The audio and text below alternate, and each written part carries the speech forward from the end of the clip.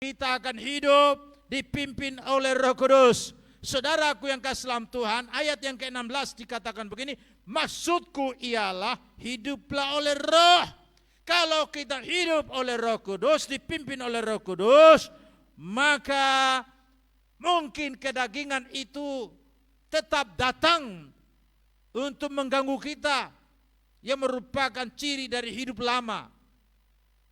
Karena itu adalah suatu musuh bebuyutan ada dalam diri kita. Tetapi kalau kita hidup oleh Roh, kita dipimpin oleh Roh Kudus, kita menyerahkan hidup kita untuk dipimpin oleh Roh Kudus, maka saya percaya kita mampu dengan kekuatan Roh Kudus menyelipkan segala kedagingan kita, sehingga kita tidak hidup lagi menurut keinginan daging. Sebab keinginan daging berlawanan dengan keinginan roh, dan keinginan roh berlawanan dengan keinginan daging. Karena keinginan roh dan keinginan daging ini berlawanan, maka kita setiap kali tidak melakukan apa yang kita kehendaki. Saudaraku yang kasih dalam Tuhan, kita pasti punya keinginan sebagai milik Kristus untuk hidup menurut pimpinan roh.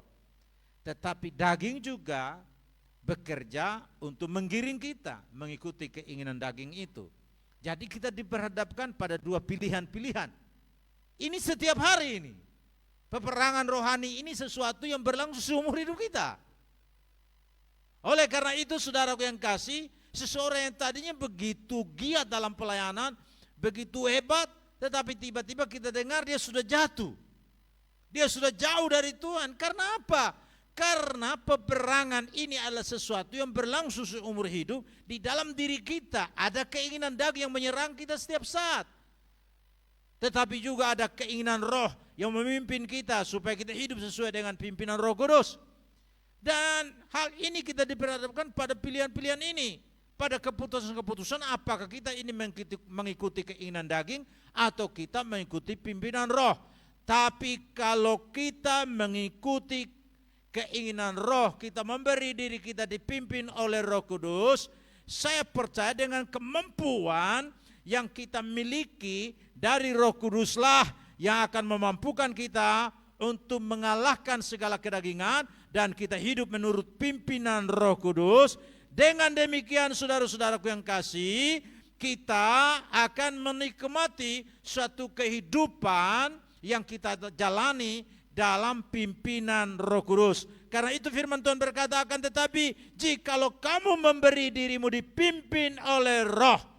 Artinya ini apa? Artinya ada suatu keputusan dari dalam diri kita ini, apakah kita ini memberi diri kita dikuasai oleh kedagingan atau kita memutuskan untuk memberi diri kita ini dipimpin oleh roh.